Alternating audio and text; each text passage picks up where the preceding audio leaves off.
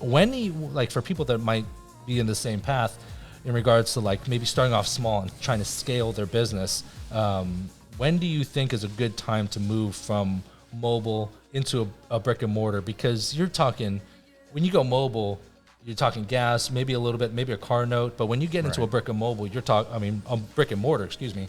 I mean, you're talking leases, you're talking insurance, you're talking internet, phone, security. Like the overhead is just so grand. Like, when do you justify it? So for me I found the right location. Originally, this location was $500 a month, and it was a 1,300 square foot space. And so I thought $500 a month. This is at the time when I was charging maybe $100 a car. So I'm like, okay, 5 cars, and it'll pay for at least the rent. For me, it was when I started to build a little bit more clientele, and I started with giving them the option.